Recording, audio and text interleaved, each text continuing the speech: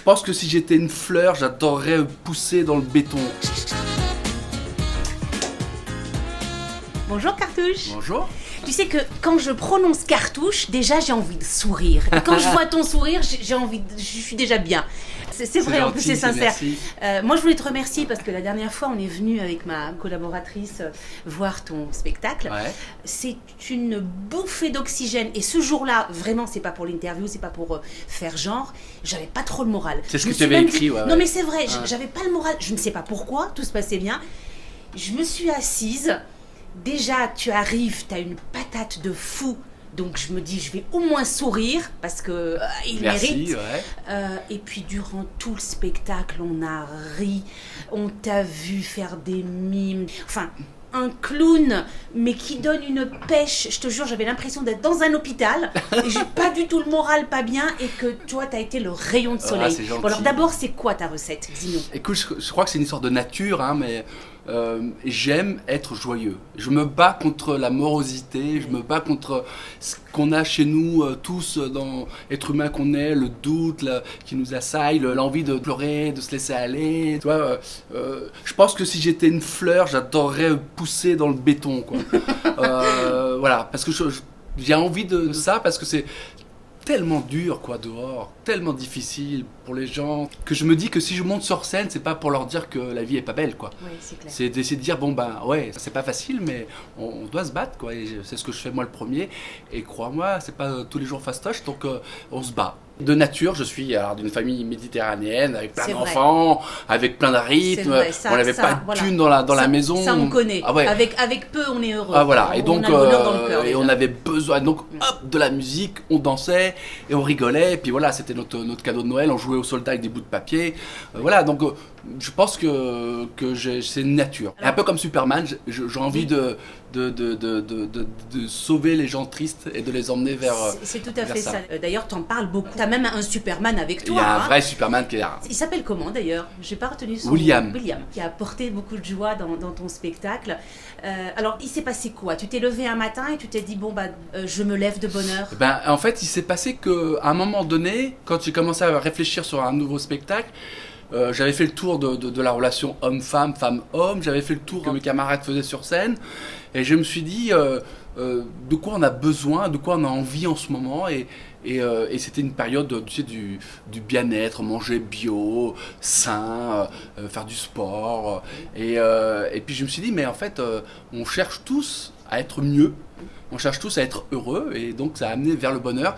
Et je me suis dit, demain, je me lève ou je me lève de bonheur. C'est un peu un cri du cœur. En fait, tu fais ton spectacle et tu nous demandes, tu nous encourages à être heureux, à nous dire bon, la vie effectivement, elle n'est pas rose. Mais il y a quand même des C'est petites bien ce que tu choses. me dis, parce que c'est un peu en sous-jacent. Oui. C'est ce que j'essaye de dire, quoi. Donc de dire, allez, soyons heureux, quoi. Allons Moi j'ai été chercher. secouée, voilà, j'ai Ah, été bah, secouée, super. vraiment. Bon, ben. C'est ça, j'étais secouée en me disant mais c'est vrai, mince, qu'est-ce que c'est ce caprice, surtout qu'il n'y a pas de raison particulière, mais c'est vrai que d'habitude, il y a quelques années, quand on avait envie de divertissement, on allumait la télé. Aujourd'hui malheureusement, quand on allume la télé, il n'est pas certain qu'on ait du divertissement. C'est même l'inverse. Voilà, parfois c'est même l'inverse, on se demande d'ailleurs pourquoi. Et le seul divertissement, en tout cas pour moi, c'est le théâtre. Et le théâtre, moi je l'aime quand il est joyeux, voilà, quand il est heureux. Et c'est vrai que quand on est rentré dans la salle où tu jouais, déjà tu es quand même quelqu'un de très chaleureux, tu faisais des câlins à tout le monde. Je ne vais pas tout raconter parce qu'il faudrait quand même que les gens viennent voir, mais tu es quand même quelqu'un d'assez tactile, assez joyeux. Donc déjà, de par les ondes, tu dégages cet optimisme, cette joie déjà par ta présence, parce que tu es, ton sourire, etc. Et puis bien évidemment après, on Ça va se pas, déroule, ouais. voilà, ça se déroule. Mais c'est marrant parce que je trouve que plus la société progresse, plus l'être humain régresse. Et c'est ça qui me rend un peu...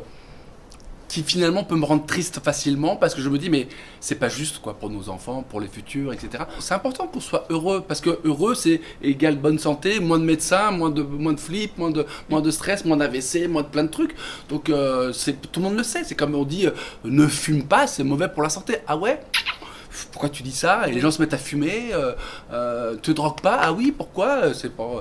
Donc tu sais pas comment parler aux gens et tu as l'impression qu'on a un gène de destruction, comme on a un gène de la tristesse. Oui, tout à fait.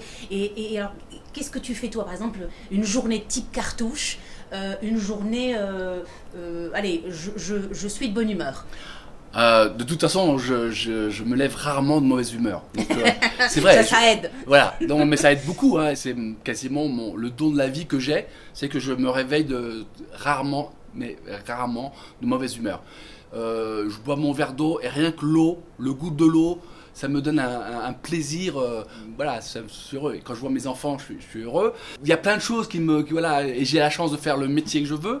Je suis un passionné, donc je me réveille pas pour aller bosser pour un connard ou pour un mec qui va me faire chier toute la journée. Ça aussi, ça aide. Ça aide. Moi, mon plaisir, c'est de dire, ce soir, je vais jouer pour rendre des gens heureux.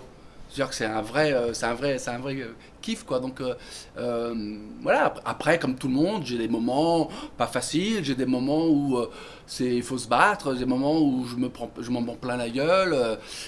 Voilà. Mais j'ai une force intérieure qui me fait du bien et qui me certifie que je suis sur le bon chemin. Alors, dis-nous Cartouche, parce que moi je t'appelle Cartouche, mais en fait c'est pas ton prénom. C'est Farid. Oui, c'est Farid, bien Ouais. évidemment, mais pourquoi Cartouche? Est-ce que tu as connu Farid Chopel? Oui. Ben voilà. Donc Farid, ça veut dire, la traduction de Farid, c'est l'unique. L'unique. Et pour moi, le seul Farid, c'était Farid Chopel. Donc je ne pouvais pas m'appeler autrement. Je ne pouvais pas m'appeler comme Farid, je devais m'appeler autrement. Et le premier livre que ma maman m'a offert, c'est l'histoire de Cartouche le pirate. Et donc j'ai grandi avec ça. Et quand je me suis dit, il faut que je trouve un pseudo, alors j'avais mis Farid à l'envers, j'avais mis mon nom de famille un petit peu. Puis après j'ai mis Cartouche. Voilà. Et ça coulait de sens. Ça coulait de sens. C'est un jeu de mots d'ailleurs. Dis-nous alors Cartouche, ton actualité, on va en parler puisqu'on va parler de ton spectacle. Ouais. Dis-nous quand, où, Eh ben, je jusqu'à joue. quand. Alors, c'est important aussi. Alors, on oublie souvent que les spectacles, les seuls en scène, c'est jamais une personne. Bien sûr, c'est Donc toute l'équipe. voilà. Et Catherine, d'ailleurs. Voilà, Catherine Oui. Marchal, qui est une personne que j'aime profondément, vraiment. J'ai eu d'ailleurs l'occasion d'échanger. Et d'ailleurs, je suis allée voir quelques spectacles à elle qui est. Je ne la connais pas, mais pareil, elle dégage une espèce de générosité que j'ai bien appréciée. C'est un caractère et Ouais. un caractère fort. Et c'est une femme qui a une puissance intérieure de femme. De comédienne et voilà, humainement c'est très intéressant d'avoir la chance de connaître Catherine et j'ai eu cette chance et elle m'a vraiment fait bosser ce spectacle et l'autre jour quelqu'un m'a dit mais je suis venu voir ton spectacle 3 fois et j'ai l'impression d'avoir vu 3 fois un spectacle différent. Et je lui ai demandé mais à quel moment tu as trouvé ça différent. Et c'est tous les moments où Catherine m'a demandé de bosser, que j'ai rebossé, c'est un travail d'équipe hein, forcément. Il y a William qui est voilà, qui joue le rôle de Superman, qui est un mec génial. William Rajo qui est un très très bon, même s'il parle pas, c'est un sublime comédien. Oh, mais il n'a pas besoin de parler, parce qu'en vrai, il est très expressif. Ah ouais, il est là. On rit de sa gestuelle, etc. Je veux dire, c'est celui également qui s'exprime Ouais, sans sûr, forcément voilà. parler. On se rappelle de Charlie Chaplin, Buster Keaton, tous à ces fait. gens-là qui sont des grands.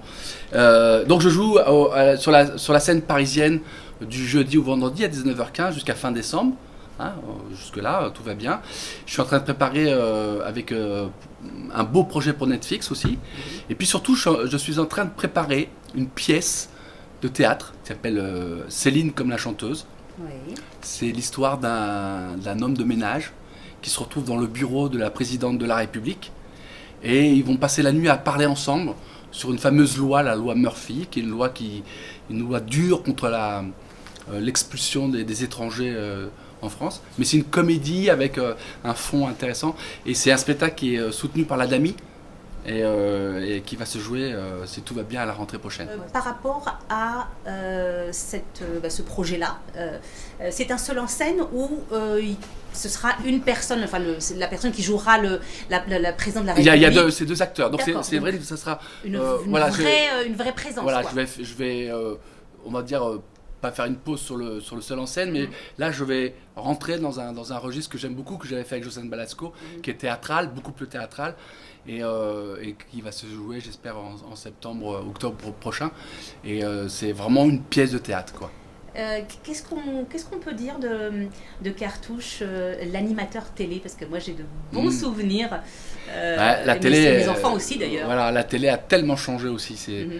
Je reconnais plus la télé. L'autre jour, je regardais ma fille, elle a 9 ans, regarder des dessins animés, et j'essayais de comprendre ce qui. Voilà, et en fait, quand j'essayais de me concentrer sur le dessin animé, je ne comprenais absolument rien, tellement ça allait vite, tellement c'était du clip d'images.